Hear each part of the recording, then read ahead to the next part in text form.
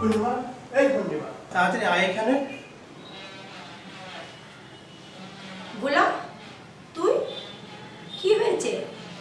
এত হাঁপাচ্ছিস কেন? তুই তাড়াতাড়ি আমার সঙ্গে চল। আমার মনে হয় ওই বয়স্ক মহিলা আর বাঁচবে না। ওর চোখে শুধু জ্বর পড়ছে। আমার মনে হয় উনি আজই মারা যাবে। ও, এই ব্যাপার।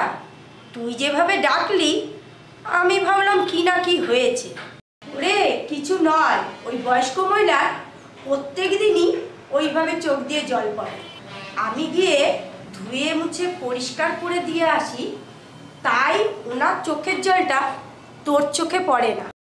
আমি তো কখনো এই অবস্থায় দেখিনি ওনাকে, তাই ভয় পেয়ে গেছি।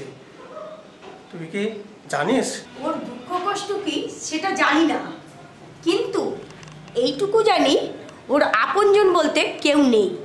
নিজে উঠে দাঁড়াবার ক্ষমতাটুকু হারিয়েছে। তুই আর আমি যদি ওনাকে একটু না দেখি, অনেক কষ্ট যন্ত্রণা পেয়েই মারা যায়। স্বামী মারা যাওয়ার পর স্বামীর পেনশনের টাকায় খেয়ে পড়ে বাঁচছিল। একদিন বাজার করতে গিয়েই ওর সঙ্গে দেখা। ও পড়ে গিয়েছিল, আমি ওকে বাড়ি পৌঁছে দিয়েছিলাম। বিছানায় শোয়ানোর পরে বুঝতে পারলাম না দুটো পাই প্যারালাইসিস হয়ে গেছে। এই জন্যই তোকে বলি পূর্ণিমা, তোর জন্য কোনো রাজকুমার আসবে না। তোকে আর আমাকে সারা জীবন পরের বাড়ি চাকরির কাজ করে যেতে হবে। এখনো সময় আছে পূর্ণিমা, তুই আর আমি মন্দিরে গিয়ে বিয়ে করে নিই। তোর কথা আমি মাঝে মাঝে ভাবি।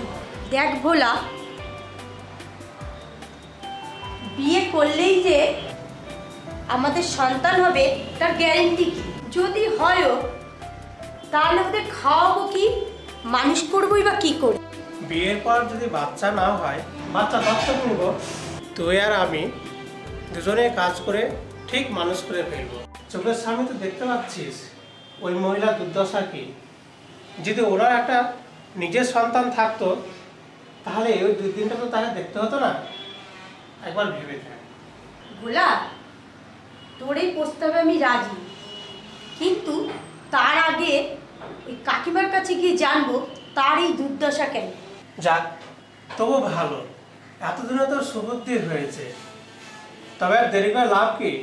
ও কাকিমার সব ঘটনা শোনার পর ওই কাকিমাকে সাক্ষী রেখেই আমরা দুজনে বিয়ে করবো।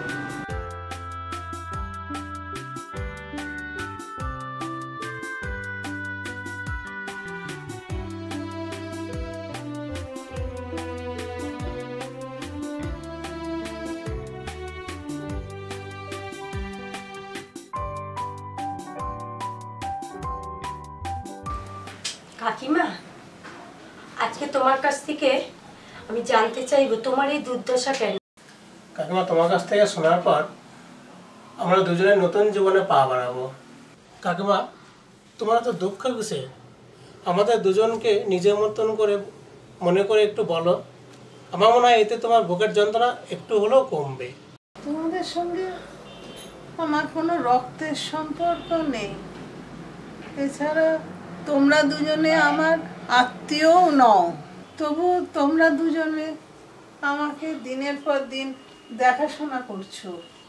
যে আমার সব থেকে বেশি আপন ছিল সে তো আমাকে অনেক দিন আগেই ছেড়ে চলে গেছে। যাকে আমি বুকে আঁকড়ে ধরে বাঁচতে চেয়েছিলাম, সে তো আমাকে 2 বছর আগেই ভুলে গেল। আমাদের সংসার বলতে ছিল আমি আর আমার ছেলে। আমার স্বামীর পেনশনের টাকায় আমাদের সংসার ভালোই চলছিল।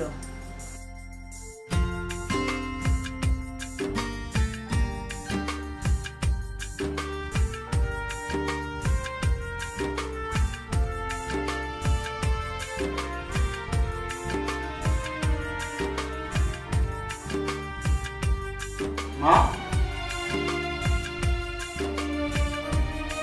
ও মা,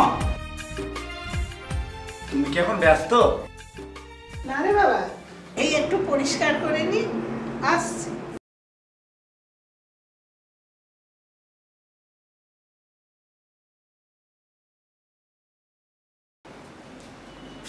মা, তোমাকে না আমার একটা কথা বলার ছিল।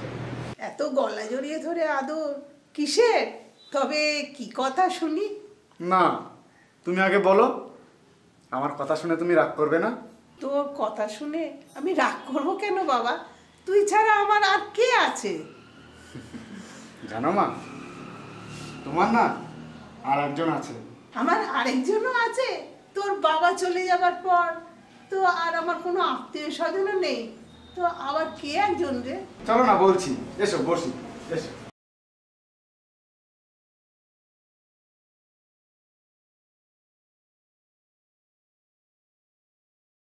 মা, আমি না অনেকদিন ধরে একটা কথা বলবো বলে ভাবছিলাম, আসলে বলতে পারিনি।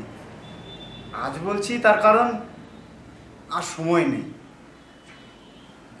আসলে ওর মা না ফোন করেছিল, আজ আমাদের বাড়িতে আসবে বলেছে। আমি অনেক করে বারণ করলাম, কিন্তু শুনলো না। মেয়েটিকে মেয়েটিকে দেখতে কেমন রে? আর লেখাপড়া জানে তো? আর আমাদের এই অবস্থার কথা মেয়েটাকে সব বলেছিস? মা, তোমার এত প্রশ্নের উত্তর আমি কি করে দিই বলো তো মা? আচ্ছা বাবা, তুই একটা একটা করে দে। এর আগে তো কোনোদিন মেয়েটার কথা বলিসনি। বাবা মায়ের একমাত্র মেয়ে, নাম সুইটি, দেখতে ভালোই। আমার সাথে কলেজে পড়তো, সেখানে আমাদের পরিচয় হয়েছে। তোমার দেখলে না পছন্দ হবে। বাবা, আমার ছেলে তো বেশ বড় হয়ে গেছে, নিজের বিয়ের ঘটকালি নিজেই করলো। মা, তুমি কি রে, নিজের পছন্দ যখন করেছিস তা আমার আর বলার কি আছে? তা ওরা কখন আসছে বল? ওরা আজ বিকেলে 3টে থেকে 4টের মধ্যে ঢুকে পড়বে। তাহলে তো ঠিকই আছে। তা আমরা খাওয়া দাওয়া করে কাজটা সব গুছিয়ে নেবো। মা, ওদের জন্য অন্তত একটু চা জলের ব্যবস্থা করো। আরে, আমার আত্মীয় স্বজন নেই বলে কি এইটুকুন জ্ঞান আমার নেই? তোর শ্বশুর বাড়ির লোকের কোনো যত্নের ত্রুটি হবে না। তুমি আমার সব থেকে সেরা মা। তোর বাবা সবসময় আমার জন্য চিন্তা করতো।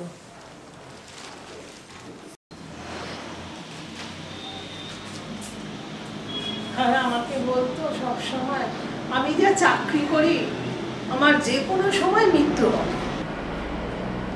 আমি তোর বাবাকে সবসময় বলতাম আমাদের কোনোদিন খারাপ হবে না। তোর বাবা বর্ডারে দাঁড়িয়ে আর 5 জনের মতন আমাদের দেশকে রক্ষা করত। আমি তোর বাবাকে বলতাম 5 জনের আশীর্বাদ আমাদের মাথার উপরে আছে, আমাদের কোনোদিন খারাপ হবে না। তবুও তোর বাবা আমাদের দেশের শত্রুর হাতেই মারা গেল। তুই তখন খুব ছোট, তোকে বুকে জড়িয়ে ধরেই সেদিনের দুঃখটাকে আমি ভুলেছি। আমাদের এই সংসারে আজ যেন কোনো ঝড় না আসে, দেখিস বাবা। মা, আমি থাকতে তোমার জীবনে আর কোনোদিন কোনো দুঃখ কষ্ট আসবে না মা, আমি তোমাকে কথা দিলাম।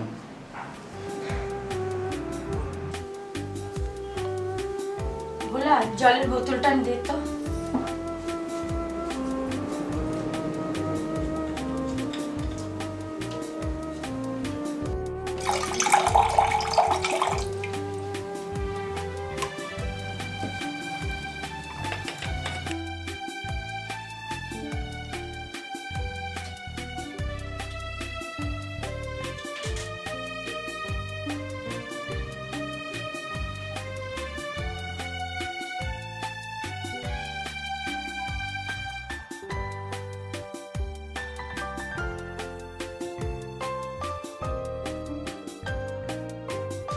তারপর কি হলো কাকিমা তোমার ছেলের?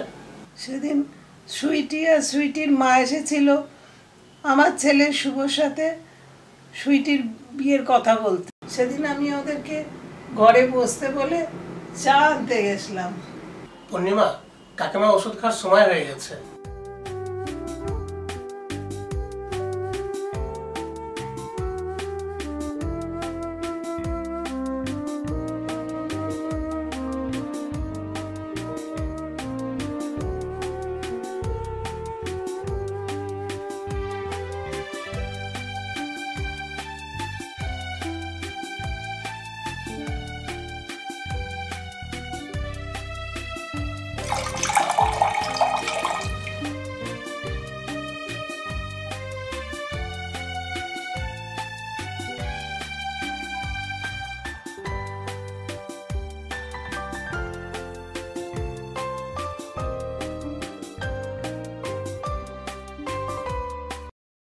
কাকিমা ওষুধ।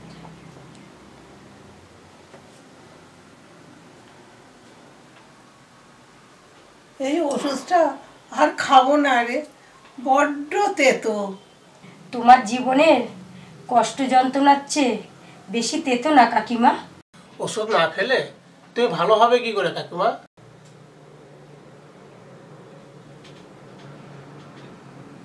আমার আর রোগ ভালো হয়ে কি হবে বল? আমার এর থেকে মরণই ভালো। সব সময় ঠাকুরকে জানাই তাই।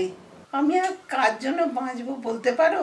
সেদিন পূর্ণিমার সঙ্গে দেখা না হলে হয়তো আমি মরেই যেতাম। জানি না কোন জন্মের পুণ্যের ফলে সেদিন তোমরা আমাকে বাঁচাতে এলে। আমার কাছের মানুষগুলোই তো দূরে চলে গেল, কোনো খোঁজ খবর রাখে না। তারপর কি হলো কাকিমা? সেদিন চা নিয়ে আসার পর চায়ের কাপ হাতে নিয়ে সুইটির মা বলেছিল আমার মেয়েকে একটু মানিয়ে। সেদিন ওর মায়ের কথাতে আমার মনে হয়েছিল ওরা খুব ভালো মানুষ, সেই জন্যই আমি বিয়ের কথা ঠিক করলাম। বিয়ের কিছুদিন পরেই সুইটির আসল রূপটা আমি বুঝতে পারলাম।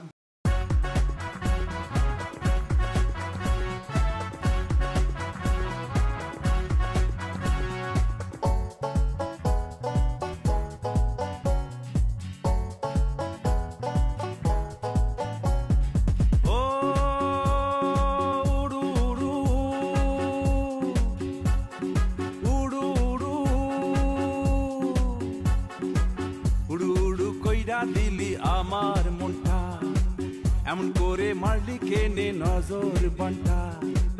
উড়ু উড়ু কইরা দিলি আমার মনটা, এমন করে মারলি কেনে নজর বান্টা।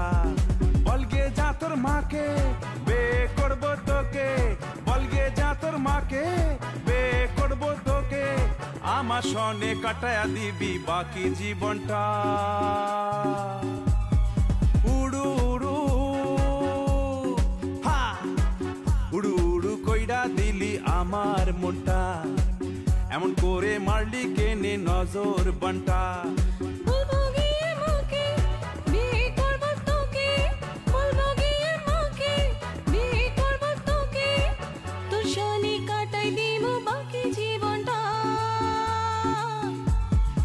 উড়ু উড়ু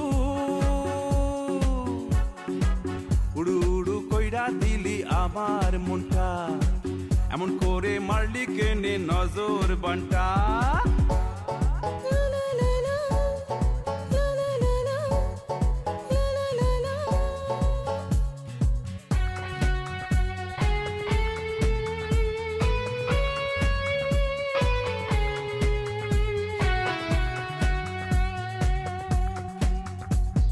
দূর দূর করে বয়ে চলে পীড়িত নদীর ধারা, কিছুই ভালো লাগে না আর শুধু তোকে ছাড়া। দূর দূর করে বয়ে চলে পীড়িত নদীর ধারা, কিছুই ভালো লাগে না শুধু তোকে ছাড়া। আয়না দুজন বাইয়া চলি প্রেমেরই নাওটা, আয়না দুজন বাইয়া চলি প্রেমেরই নাওটা। উড়ু উড়ু উড়ু উড়ু কইরা দিলি আমার মনটা, এমন করে মারলি কেনে নজর বান্টা। বলগে যা তোর মাকে, বিয়ে করব তোকে। হ্যাঁ বলবো গিয়ে মাকে, বিয়ে করব তোকে, তোর সনে কাটাই দিমু বাকি জীবনটা। এমন করে উড়ু উড়ু কইরা দিলি আমার মনটা, এমন করে মারলি কেনে নজর বান্টা।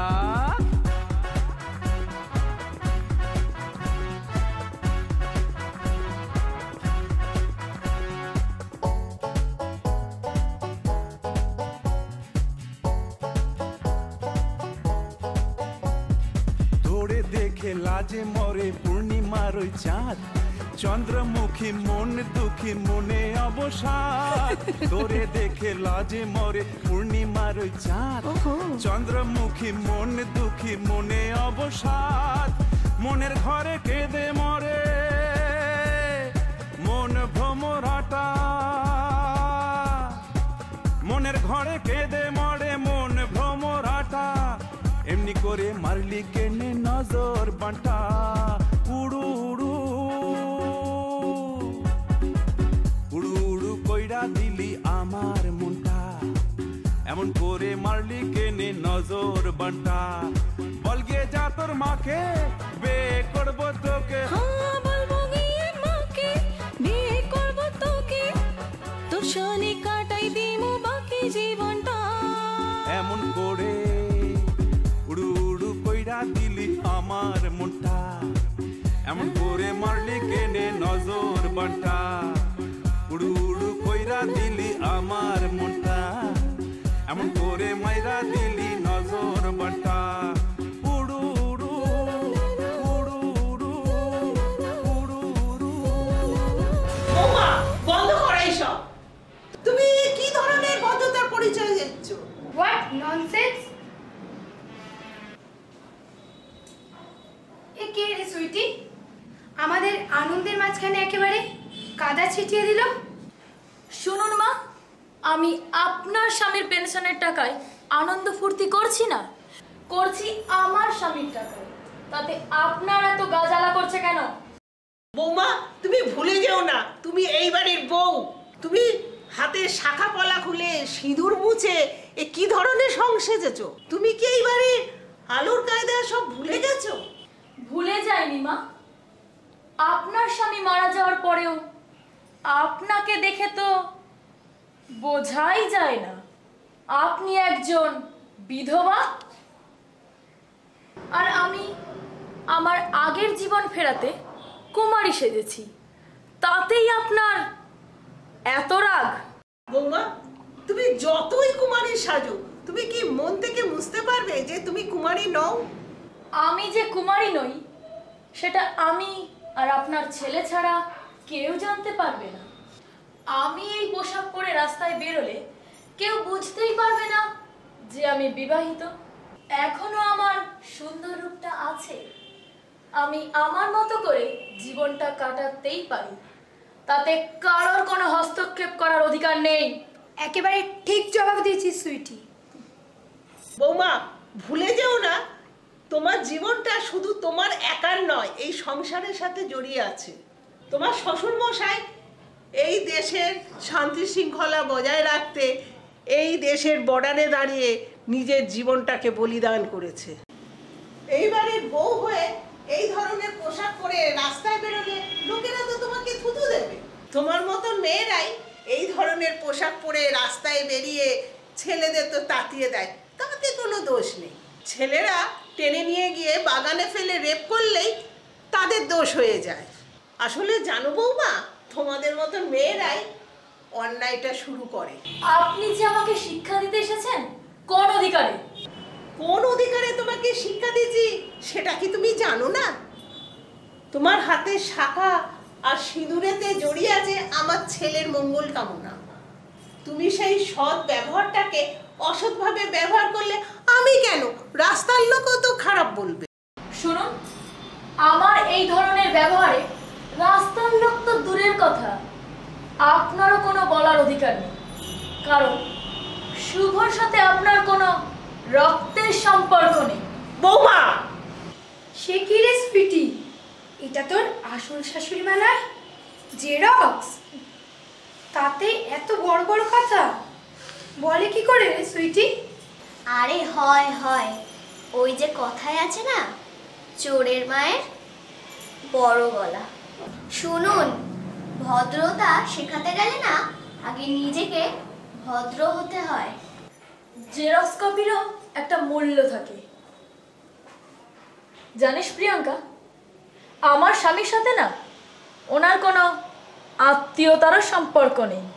তাহলে তুই এখনো বাতিল মালটাকে নিয়ে ঘর সংসার করছিস কেন?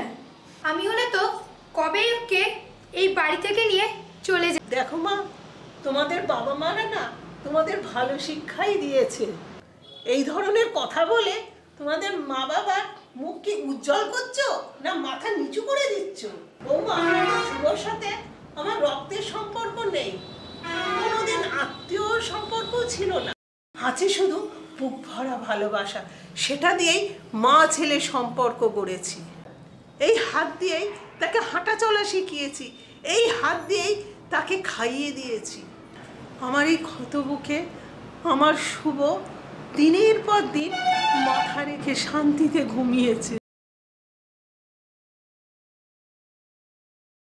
এরপরেও বলবে শুভর সাথে আমার মা ছেলের সম্পর্ক নেই? মা মা হওয়া এত সোজা নয়। আপনি তো ওকে দত্তক নিয়েছিলেন নিজের স্বার্থে। আপনি জানতেন আপনি কোনোদিনই মা হতে পারবেন না, তাই আজও আপনি মা হতে পারলেন না। আপনি আমার আনন্দ খুশি কিছুই সহ্য করতে পারেন না, তাই আজও আপনি মা হতে পারলেন না। চলে যা প্রিয়াঙ্কা, চল।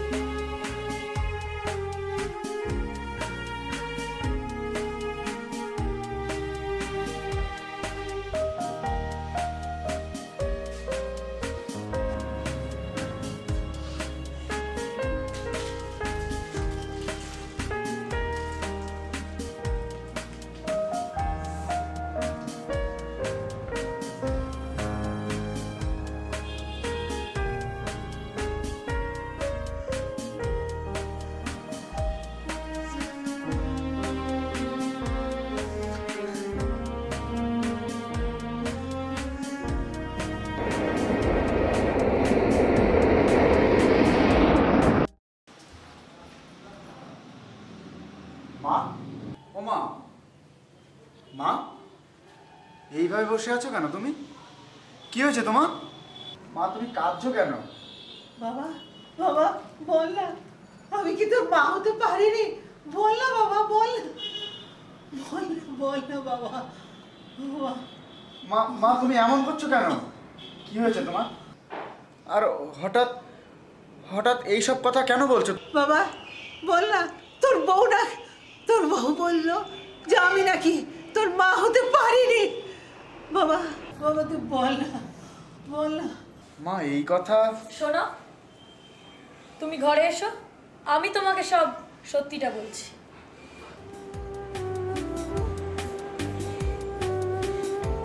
মা তুমি বসো, আমি আসছি।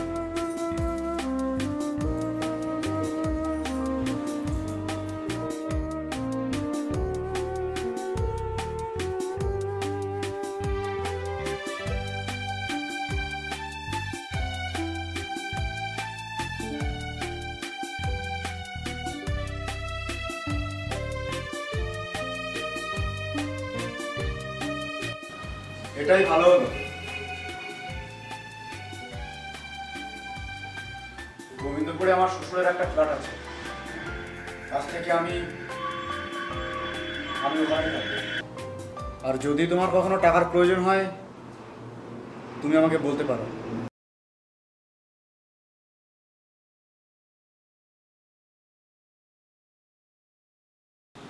আমি আসছি।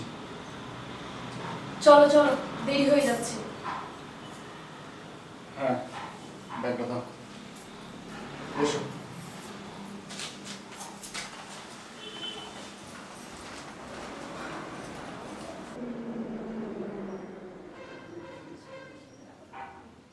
প্রিয়াঙ্কা চল। তোরা এগো, আমরা আসছি।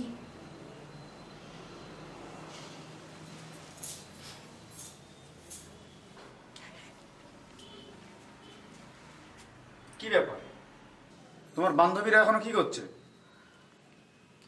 প্রিয়াঙ্কা একটু ছোটবেলা থেকেই অন্যরকম, কেউ কিছু বললে তাকে না জবাব দিয়ে ছাড়ে না। চলে এসো। মাসিমা, কাল রাতে ব্যবহারের জন্য আমি আপনার কাছে ক্ষমা চাইছি। যেটা হলো সেটা ঠিক হয়নি মাসিমা। মাসিমা, আপনি কথা বলুন। মাসিমা, আপনি কথা বলুন। মাসিমা, মাসিমা, আপনি এরকম নীরব হয়ে থাকলে আপনার বুকের যন্ত্রণা বাড়বে বই কমবে না। ঠিক আছে, কথা না বলতে পারলে কাঁদতে তো পারে, কাঁদুন। ওদেরকে আটকানোর অধিকার আপনার আছে। মাসিমা, আপনাকে সান্ত্বনা দেওয়ার মতো ভাষা আমার নেই। আমরা চলে যাচ্ছি মাসিমা, আমরা চলে যাচ্ছি মাসিমা। আমাদের আসার কথাও বলবেন না? মাসিমা, আমি অন্যায় করেছি, আমরা অন্যায় করেছি মাসিমা। আপনি সাজা দিতে পারেন, শাস্তিও দিন মাসিমা, তাও আপনি চুপ করে থাকবেন না। আপনি চুপ করে থাকবেন না মাসিমা, কথা বলুন। ওদেরকে আটকানোর অধিকার আপনার আছে মাসিমা।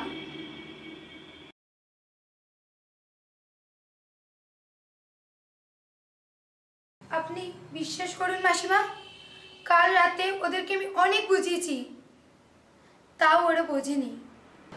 আমি মা হতে পারিনি, আমার সঙ্গে রক্তের সম্পর্ক নেই, শুভকে আমি পেটে ধরিনি বলে মা হতে পারিনি। আমি কোনোদিন মা হতে পারি। বিশ্বাস করো, আমি সম্পূর্ণ চেষ্টা করেছি শুভর মা হতে, কিন্তু আমি পারিনি। আমি শুভর মা হতে পারিনি, আমি শুভর মা হতে পারিনি, আমি ওদের মা হতে পারি। মাসিমা, আপনাকে সান্ত্বনা দেওয়ার মতো ভাষা আমার জানা নেই। শুধু এইটুকুনিই বলি, অনেক মারাই আছে যারা তাদের নিজের সন্তানদের হারিয়েও বেঁচে আছে। আপনিও না হয় তাদের মতো একজন হয়ে থাকবেন। আমি ঠিক জানি না আপনার সঙ্গে আমার আর কোনোদিনও দেখা হবে কি না, কিন্তু যে শিক্ষা আপনি কাল রাতে আমাদের দিয়েছেন, আমি যতদিন বেঁচে থাকবো সেই শিক্ষা মাথায় করে রাখবো। আসি মাসিমা।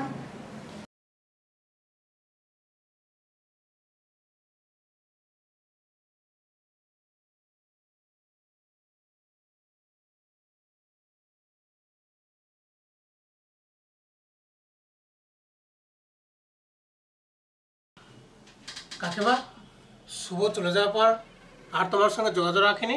যদি মা বলে স্বীকার করতো তাহলে বোধহয় আসতো। তুমি তো একবার যেতে পারতে গোবিন্দপুর তোমার ছেলের কাছে।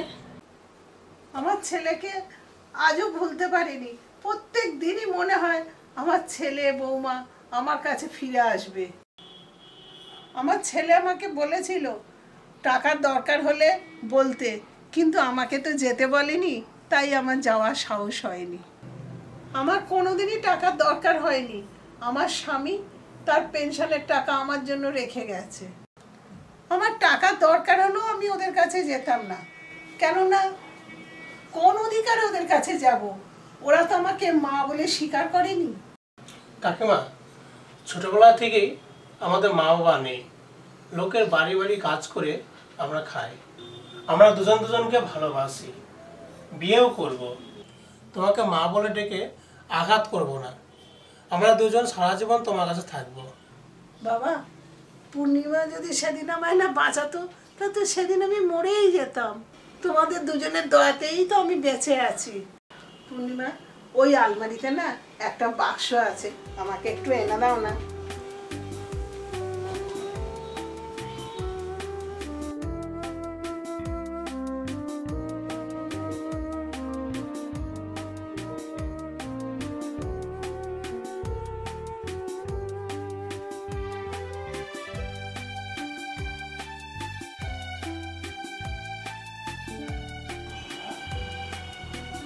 এইটা হচ্ছে এই বাড়ির দলিল।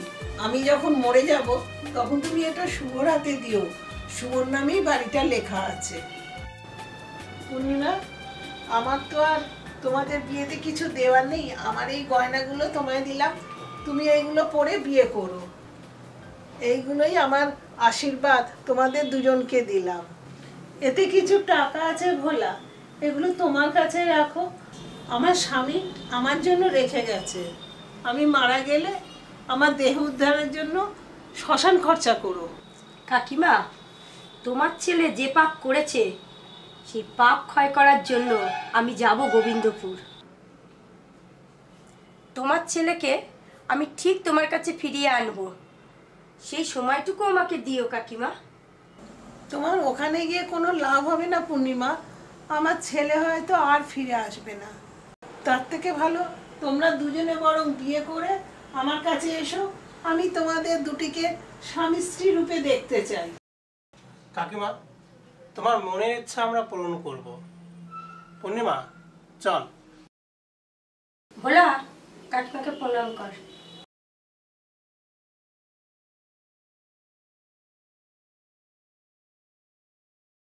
কাকিমা, আসছি। এসে আমি রান্না চাপাবো, সবাই একসাথে খাবো। তোমার যদি খিদে পায় তাহলে এখানে একটু খাবার রেখে গেলাম, তুমি নিয়ে খেও। আসছি। ও পূর্ণিমা, এই গয়নাগুলো নিয়ে যাও, এগুলো তোমার। ওটা তুমি রেখে দাও, তুমি শুধু আমাদের আশীর্বাদ করো তাহলেই হবে।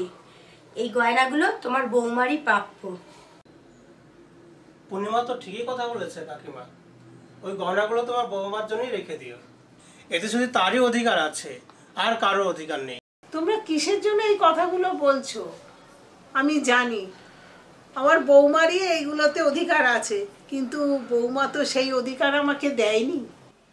এইবার দেবে কাকিমা, তোমার ছেলে বৌমা নিজের ভুল বুঝতে পারবে এইবার। মায়ের কাছ থেকে ছেলেকে কখনোই আলাদা করা যায় না। আসছি কাকিমা, চল ভোলা।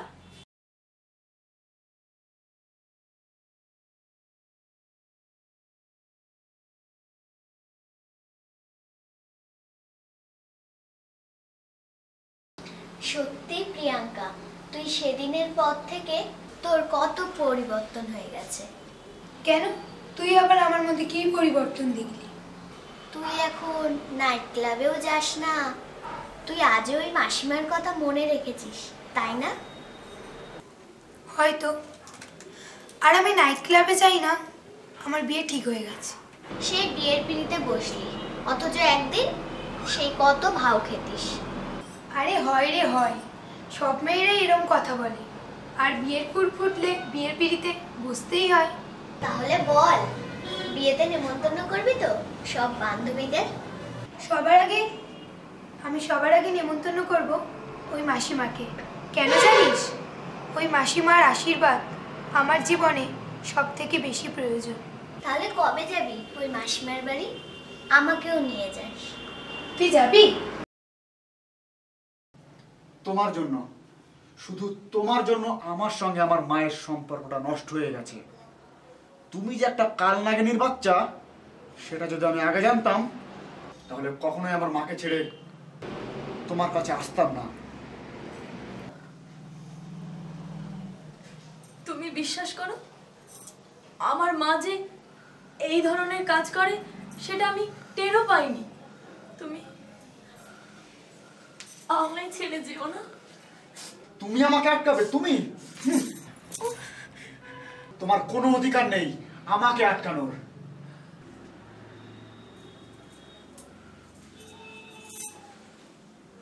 আজকের পর থেকে তোমার এই মুখটা আমাকে আর কখনো দেখাবে না। এটা তো হওয়ারই কথা ছিল শুভবাবু। ও তোমাকে আটকাবে, কারণ ও তোমার স্ত্রী, সেই অধিকারই তোমাকে আটকাবে। আপনি কে আমি জানি না, আপনি বিশ্বাস করুন, ওর সমস্ত পরিচয় গোপন রেখে আমাকে বিয়ে করেছিল। এরপরেও আপনি বলবেন ও আমার স্ত্রী, আর ওকে আমি স্ত্রী বলে স্বীকার করে নেব? হ্যাঁ করবেন, জেনেই হোক বা না জেনেই হোক, বিয়ে তো আপনি করেইছেন। আপনার মুখে এইসব কথা মানায় না শুভবাবু। আপনার নিজের পরিচয়টা আপনি জানেন? জানেন না। আপনার একটা পরিচয় ছিল, সেটাও 2 বছর আগে আপনি মুছে ফেলেছেন। যার নিজের পরিচয় জানা নেই সে অপরকে কি করে দোষারোপ করে? আপনারা কে বলুন তো? আমরা ডোনাখালী থেকে এসেছি, যেখানে আপনার একটা পরিচয় ছিল। 1.5 বছর হলো আপনার মা পঙ্গু হয়ে বিছানায় শুয়ে আপনাদের জন্য অপেক্ষা করছে। তার বিশ্বাস আপনি এবং আপনার বউ তার কাছে ফিরে যাবে। কোন মুখে আমি মায়ের সামনে গিয়ে দাঁড়াবো? যে মায়ের সঙ্গে আমার কোনো রক্তের সম্পর্ক নেই।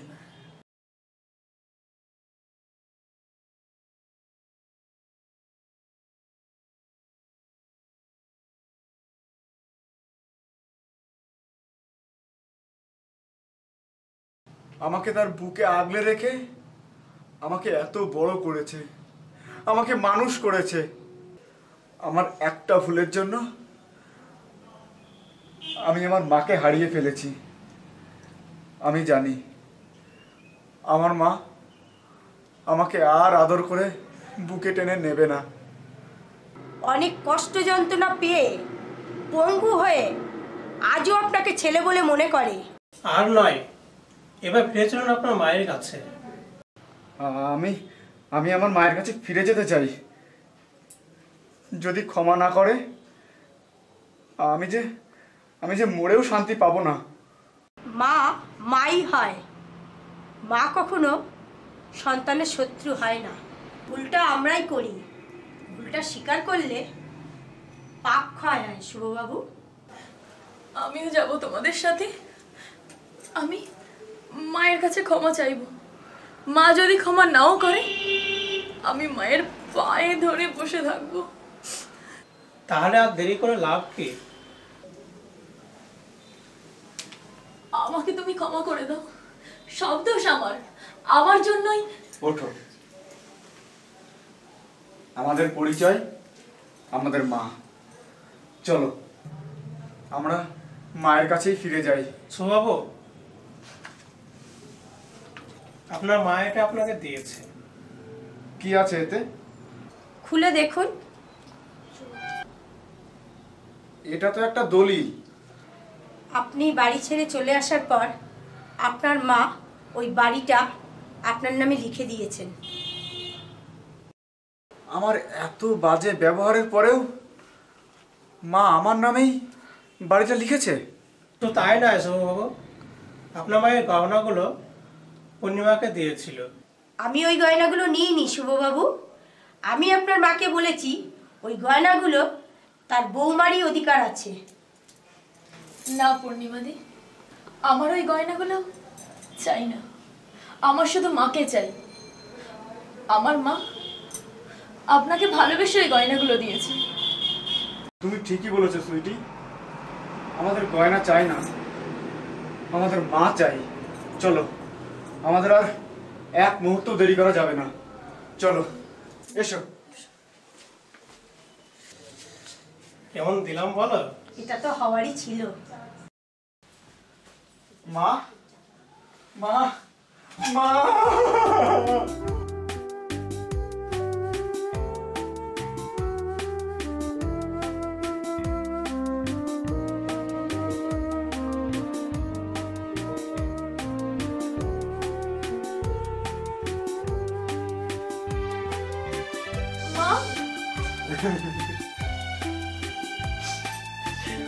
আপনি আমাকে ক্ষমা চাওয়ার সুযোগটা দিলেন না মা।